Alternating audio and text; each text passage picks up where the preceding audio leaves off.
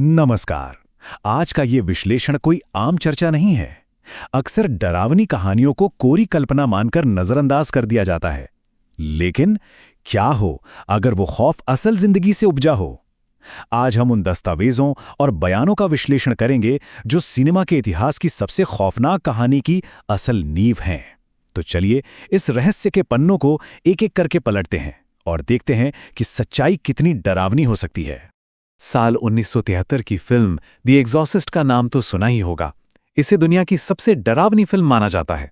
लेकिन स्रोत सामग्री एक हैरान कर देने वाला सच उजागर करती है। ये कोई हॉलीवुड की मनगढ़ंत स्क्रिप्ट नहीं थी। इसकी जड़ें 1949 की एक बिल्कुल सच्ची और दर्ज की गई खौफनाक घटना में दबी हैं। पर्दे पर जो दिखा, असल जिंदगी का खौफ उससे कहीं ज्यादा गहरा था। ये कहानी है मैरीलैंड के एक 14 साल के लड़के की, जिसे हम रॉबी के नाम से जानेंगे। रॉबी अपनी आंट हैरियट और परिवार के साथ रहता था। दिलचस्प बात यह है कि हैरियट कोई साधारण महिला नहीं थी। वो पैरानॉर्मल एक्टिविटीज और डार्क आर्ट्स की जानकार थीं और अक्सर उन लोगों की मदद करती थीं जो इस दुनिया से जा चुके अपनों से संपर्क करना चाहते थे। अब सवाल उठता है कि ये सब शुरू कैसे हुआ? जवाब है एक ऊइजा बोर्ड। दरअसल रॉबी ने अपने माता पिता को खो दिया था और वो उन्हें बहुत याद करता था। उसके जिद पर आंट हैरियट ने उसे ये बोर्ड लाकर दे दिया। अपनों से बात करने की वो तड़प धीरे धीरे एक ऐसे जुनून में बदल गई जिसने एक बेहद खौफनाक दरवाजे को खोल दिया। रॉबी हर दिन इस बोर्ड के साथ खेलने लगा और फिर चीजें अचानक बिगड़ने लगी। इसी दौरान आंट हैरियट की भी मौत हो जाती है। इस सदमे से टूटकर रॉबी ने उस बोर्ड का इस्तेमाल और ज्यादा शुरू कर दिया, इस बार अपनी आंट को वापस बुलाने के लिए। बस यहीं से हालात बेकाबू हो गए। उसका स्वभाव चिड़चिड़ा हो गया, दीवारों से खुरचने की रहस्यमयी आवाजें आने लगीं और सबसे ज्यादा डराने वाली बात, रॉबी के शरीर पर बिना किसी वजह के खरोच के गहरे निशान दिखाई देने लगे। घर की शांति पूरी तरह छिन चुकी थी। कभी किसी औरत के सिसकने की आवाज आती तो कभी अचानक अट्टहास करती भयानक हंसी पूरे घर में गूंज जाती। ये सिर्फ वहम नहीं था, लेकिन हद तो तब हो गई जब एक शाम रॉबी अकेला था और अचानक घर के सारे दरवाजे और खिड़कियां जोर जोर से बजने लगे। वो भी एक खास पैटर्न में, ठीक 3 बार। दरवाजे बजने के तुरंत बाद एक और खौफनाक चीज हुई।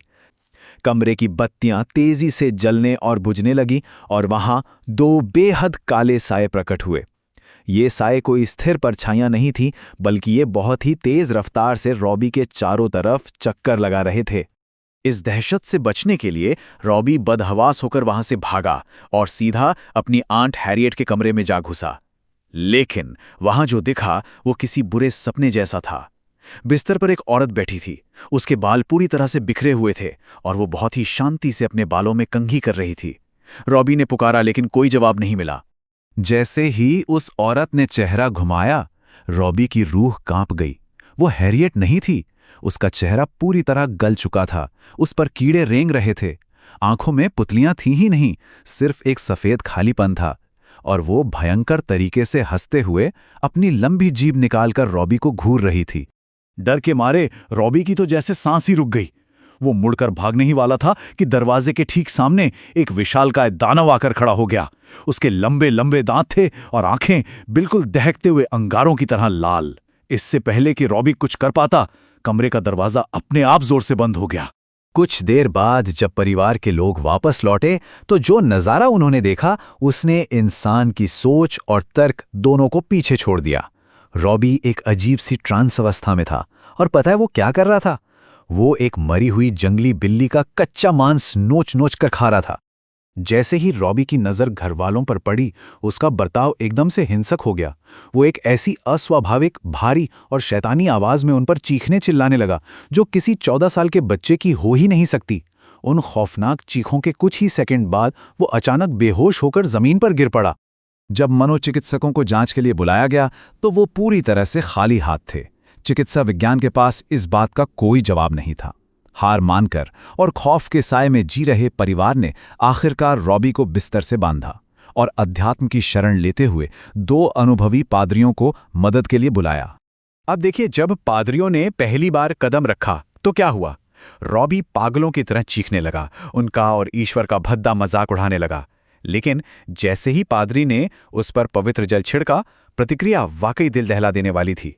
रॉबी की आंखें तुरंत सफ़ेद हो गईं, चेहरा विकृत हो गया और कमरे का सारा भारी फर्नीचर अपने आप जोर-जोर से हिलने लगा।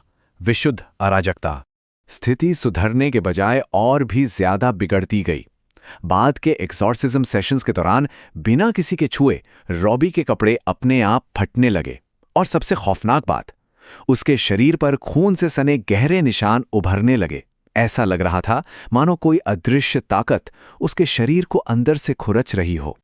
ये खौफ अपने चरम पर तब पहुंचा जब एक सेशन के दौरान रॉबी का बिस्तर अचानक गुरुत्वाकर्षण को धता बताते हुए हवा में उठने लगा और उसी वक्त रॉबी की छाती पर खून से सना एक बहुत बड़ा और साफ एक्स का निशान उभरकर सामने आ गया। वहां मौजूद हर शख्स की सांसें अटक गईं। ये कोई साधारण कट का निशान या अंग्रेजी का अक्षर नहीं था। पादरियों ने जो खुलासा किया वो रोंगटे खड़े करने वाला था। ये रोमन अंक 10 यानी 10 था। इसका सीधा सा मतलब था कि उस मासूम बच्चे के शरीर पर किसी एक आत्मा का नहीं बल्कि पूरे 10 अलग अलग शैतानी शक्तियों का कब्जा था। और आखिरकार वो निर्णायक दिन आ ही गया। पादरी पूरी तैयारी के साथ अंतिम एग्जॉर्सिज्म के लिए रॉबी के कमरे में दाखिल हुए, लेकिन कमरे के अंदर एकदम सन्नाटा था। बिस्तर पूरी तरह से खाली था। रॉबी वहां था ही नहीं। जब उनकी नजर ऊपर गई तो जो उन्होंने देखा उस पर यकीन करना नामुमकिन था। रॉबी का शरीर छत से चिपका हुआ था और वो किसी मकड़ी की तरह उस उल्टी छत पर रेंग रहा था। ये एक ऐसा दृश्य था जिसे इंसान का दिमाग आसानी से स्वीकार कर ही नहीं सकता।